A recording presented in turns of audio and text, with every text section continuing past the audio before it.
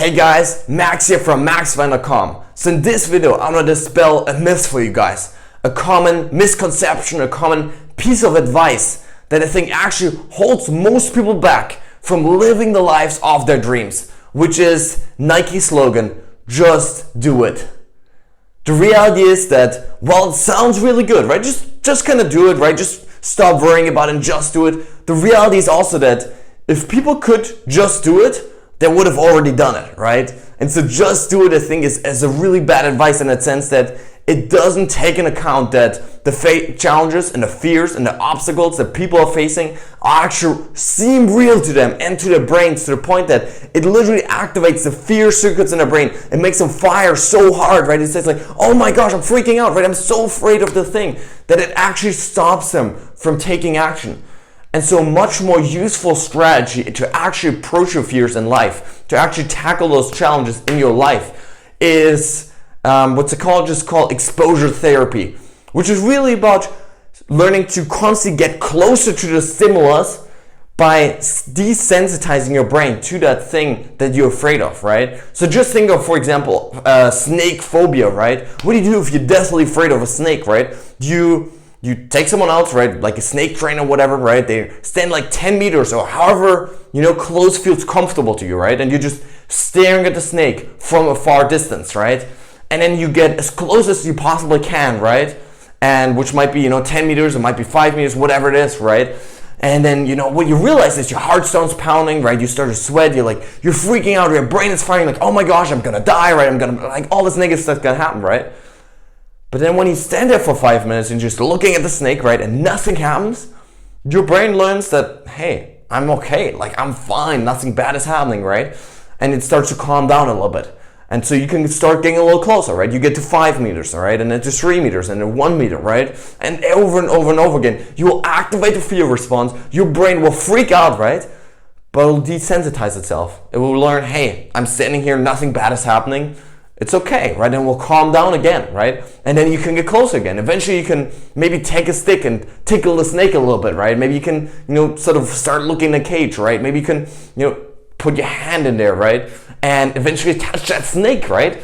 And every step along the way, you're gonna freak out, right? It's gonna be hard, but you're gonna learn to desensitize yourself. And it's a lot easier, that process of just constantly getting close to that stimulus and taking sort of smaller challenges and smaller milestones along the way, then it would be to say, oh, just go and touch it, right? No one would ever do that if you have a snake phobia. And it's the exact same thing with most of the fears and the challenges in people's lives, right?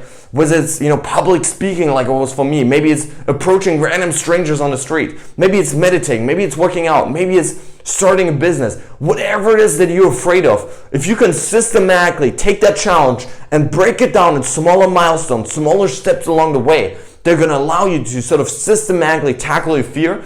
It's going to be a lot easier for you to actually face it and overcome it.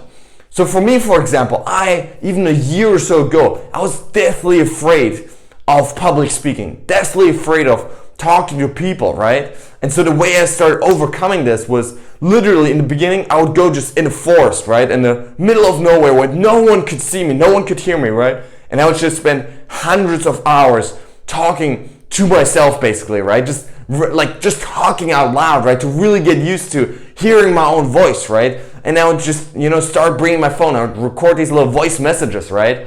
And I still remember the first time I showed the voice message to my family, right?